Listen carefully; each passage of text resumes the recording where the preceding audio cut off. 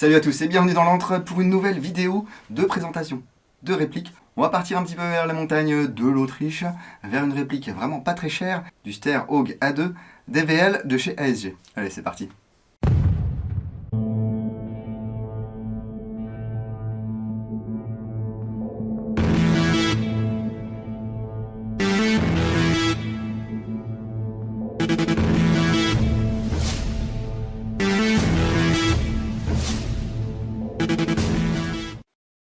Alors j'avais pas du tout prévu de faire une vidéo de Ster Haug, enfin si j'ai le modèle GBBR depuis des années mais j'ai toujours pas eu le temps de vous le faire, comme c'est un truc à moi, et ben je le fais passer en dernier, hein, vous savez.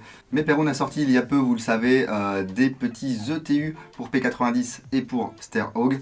Donc j'ai cherché un Ster pas trop cher et tout, et des Stockage Games m'a gentiment proposé de m'envoyer ce Ster à titre gracieux. Il m'avait déjà fait une petite ristourne sur le P90, donc c'est très gentil de leur part. Merci à Simon et toute l'équipe de Stockage Games pour leur gentillesse. C'est vrai que j'ai pas fait beaucoup de Ster sur la chaîne, et là c'est vraiment un Ster à pas cher, c'est vraiment l'entrée de gamme qui est proposé ici par ASG et qui est livré dans une boîte, ma foi, assez simple. Mais avant de déballer ça, je peux vous assurer qu'il n'y aura pas de coupure pub YouTube grâce à NaturaBuy qui est également partenaire de cette vidéo. NaturaBuy, le site outdoor, et sur NaturaBuy vous pouvez acheter du neuf et de l'occasion, vous pouvez également vendre, et ça c'est pas mal pour nous autres airsofters, parce que maintenant c'est de plus en plus compliqué de vendre sur les forums parce qu'il y a beaucoup trop d'annonces, ça tourne très vite, et puis sur les réseaux sociaux on se fait vite dégager parce que les réseaux sociaux ne font pas la différence entre des armes et des jouets. En ouvrant un compte sur NaturaBuy vous pouvez donc bénéficier de tous les avantages, une équipe, un suivi, la possibilité de bénéficier de promotions, de payer en plusieurs fois, et vous avez également la garantie 30 jours heureux ou remboursés qui vous permet de pallier aux aléas de certaines ventes. Je vous mets tous les liens dans la description, que ce soit vers Stockage Games ou vers NaturaBuy. N'hésitez pas à aller faire un petit tour. Allez, ouvrons cette boîte. Ouh, le bruit du polystyrène, ça fait pas plaisir. Mais on découvre néanmoins une boîte assez bien remplie, avec ici la documentation, donc le manuel, des petites cibles, une batterie. Alors oui, effectivement, ce sont des packs d'un autre temps, hein. Ici, il s'agit d'une batterie NIMH 8,4 volts 1400 mAh au format batterie mini Tokyo Marui. D'ailleurs, c'est câblé en mini Tamiya. Le chargeur de batterie. Il y a une petite LED sur le chargeur qui est rouge quand la batterie est en charge et qui est vert quand la batterie est chargée. Donc ça vous aide à bien savoir quand la batterie est chargée et à ne pas faire des calculs d'apothicaire. Néanmoins, 2022, le NIMH, bon, faut éviter. On a ensuite un petit sachet de billes 0,20. Voilà, il y a à peu près 100 billes. Bon, ça c'est pareil, hein, pour mettre dans des grenades c'est bien. Mais on tirera peut-être autre chose que de la 0,20 avec cette réplique, on verra tout à l'heure. C'est pas fini. Ici, je me demandais ce que c'était que ces petits trucs. Eh bien, apparemment, ce sont des organes de visée.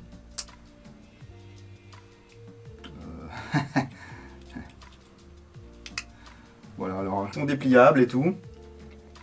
Alors, globalement, c'est très cheapos. Vous voyez ici, on peut faire basculer. Si vous voulez mettre celui de l'arrière à l'avant, celui de l'avant à l'arrière, il vous suffit comme ça de switcher, de serrer. C'est vraiment du secours, il y a un rail Picatinny, donc utilisez le rail Picatinny pour mettre autre chose quoi. De Hotech, un point rouge, enfin bref. C'est de l'ABS, c'est tout cheapos. La réplique ici avec son chargeur. Ça fait des bruits de ressort, c'est fou. Donc c'est un chargeur ABS, voilà, hein, chargeur polymère. Avec les marquages ici, voilà, marquage 10, 20, 30 cartouches. Mais c'est un chargeur high cap, donc 330 billes. On va mettre les billes ici, là. On ouvre la trappe et puis on vient ensuite molleter. Il y a également une tige de nettoyage et de débourrage qui se situe sous la réplique. Et en parlant de la réplique, je vous propose de la découvrir avec moi dès à présent. Le voici donc, ce Ster Haug ASG, Ster Haug A2 DVL, 130 €. Donc ne vous attendez pas à des miracles. Mais est-ce que ça fera le job? Est-ce qu'il y aura besoin de modification ou pas? On va essayer de répondre à ces quelques questions dans la vidéo. Alors globalement c'est fait en ABS, il y a quelques pièces en métal. Mais ici par exemple même le canon externe est en ABS. Le rail est en alu. Par contre la gearbox est en métal. Ça c'est bien. Le Ster c'était un des premiers bullpup à avoir du succès, en même temps que le FAMAS. C'est vrai que cette architecture est assez sympa parce que elle permet d'avoir un canon très long sur une arme assez compacte. Et on va avoir le chargeur qui va se placer bien derrière la poignée ici et la queue de détente. Donc souvent en airsoft, ce qui nous embête sur les bullpup, c'est qu'il va y avoir un système de tringlerie qui rend la queue de détente assez peu réactive, ou alors il faut vraiment bricoler. Bien, grâce à l'ETU Perun que je vais vous présenter dans quelques temps, d'une part, on pourra avoir un petit peu plus de réactivité, beaucoup plus de fonctionnalité sur ces sters, et en plus on éliminera les soucis de semi et full. Alors parfois il y a le full qui marche plus, parce que les chariots utilisés sont pas terribles. C'est assez léger, ça fait 2435 grammes pour une longueur de 809 mm. Je remarque que même le compensateur ici est en plastique. On nous annonce 0,8 joules. On verra si c'est le cas. Alors ici on retrouve les marquages. Voilà, toujours la licence détenue par ASG. Steuermannliche. Je ne sais pas du tout si ça se dit comme ça avec la petite cible ici. De l'autre côté ici, les marquages Airsoft, les autocollants dont je vous parlais il y a quelques instants. Et puis c'est tout, mais il n'y a pas vraiment besoin de beaucoup plus. On peut voir que la crosse est relativement large sur ces sters. Ici le haut fait office d'appui-joue. On a une plaque de couche ici qui est en caoutchouc. Un anneau attachant ici à l'arrière. Le second se situe ici. Le bouton d'éjection du chargeur est ici. Voilà. Il n'y a pas de tringlerie, il n'y a pas de renvoi vers l'avant comme sur le MDR par exemple. Ici on va retrouver le bouton de démontage. La sûreté. Voilà. Là je peux pas tirer. Là je vais pouvoir tirer. Donc la queue de détente qui est enchâssée dans une espèce de grande poignée ici.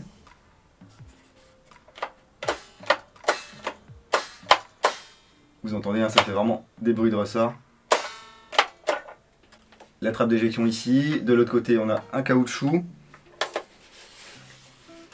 Le levier d'armement qui est assez imposant, avec un petit bouton sur le dessus. Donc là, je peux le bloquer en arrière comme ceci. Et ça vient découvrir ici le réglage du hop-up. Hop, elle est où la molette? Elle est là. Donc elle est assez molle. On va éviter le slap parce que c'est du plastique. Voilà, le ressort est un petit peu mou. On a donc ici un rail Picatinny qui est assez long. Ça va permettre d'installer les accessoires et surtout les lunettes et les points rouges qu'on veut installer ici. Des évents ici de chaque côté. L'emprunt des gaz ici. Le canon externe qui est en plastique. Canon externe strié avec ici le frein de bouche qui est monté quand même sur un filetage en 14 mm anti-horaire. Attention lors du démontage, voilà, il y a une petite vis ici sans tête. Donc n'oubliez pas de l'ôter, sinon vous allez tout péter. Pour faciliter la prise en main, il y a également une poignée avant ici, qui peut être repliée vers l'avant. Ici on tire, voilà, on la replie. Et puis lorsqu'on va plier, pareil, on tire et on la bloque. Alors, j'irai pas mettre trop de force sur cette poignée. Cela dit, ici je tiens fermement ma réplique. Et je dois dire que j'ai aucun problème de prise en main, donc il n'y a pas besoin de forcer comme un mulet, on ne tire pas du 5,56. On a ici un petit loquet qui est articulé. Voilà. Je vais installer les organes de visée. Bon, je pense que ça va faire le taf. Bon, globalement, la prise de visée va bien se faire. Mais c'est vraiment du dépannage.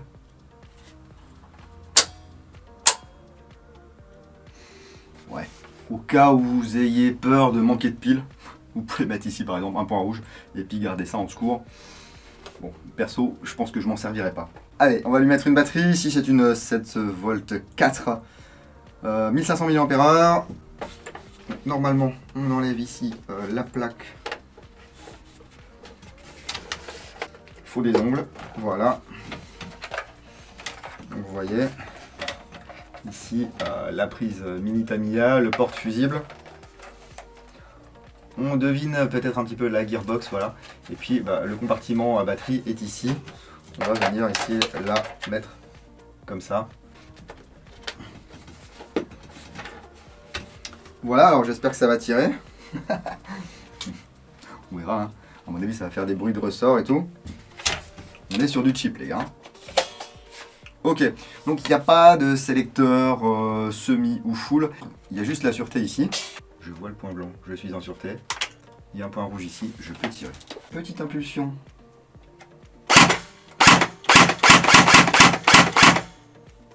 J'ai du semi. Si je continue à tirer sur la queue de détente, je vais avoir du full.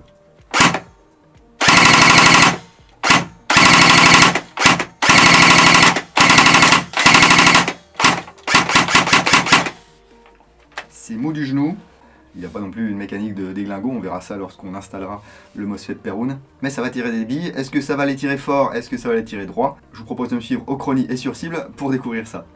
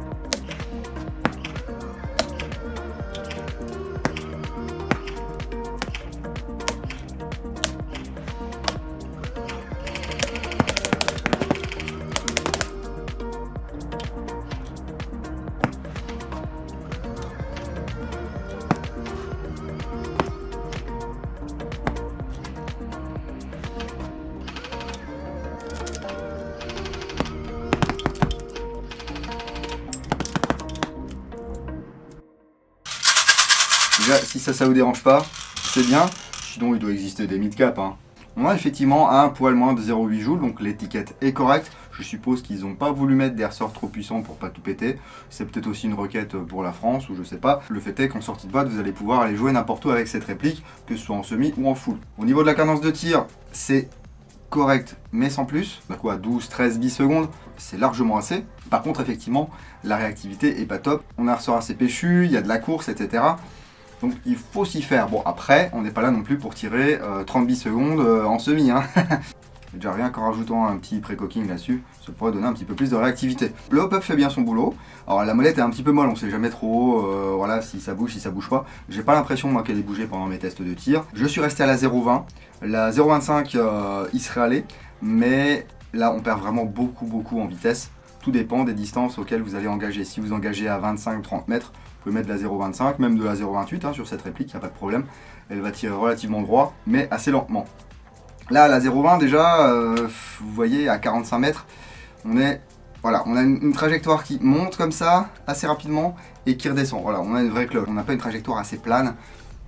Donc là encore, je suppose qu'il n'y a pas grand chose à modifier. Un joint de bonne qualité, un bon appui. Et puis c'est parti. On a une base quand même à 130 €, qui va être quand même jouable en sortie de boîte, tant que vous n'aurez pas engagé des gens à plus de 40 mètres. En forêt assez dense ou en CQB, ça va pouvoir passer. Si vous avez vraiment des grands espaces où là, il va falloir peut-être allonger jusqu'à 60-65 mètres, il va falloir changer des pièces là-dedans. Il n'y a pas de changement de ressort rapide, hein, c'est une réplique d'une autre génération. Et on va pouvoir la démonter pour aller tripoter le hop-up et le canon. Bah, c'est relativement simple.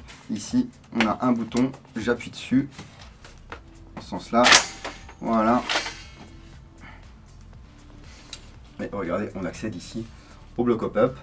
Donc ça ressemble un petit peu à un bloc hop-up de P90, mais lui, du coup, il ne reçoit pas les billes du haut vers le bas.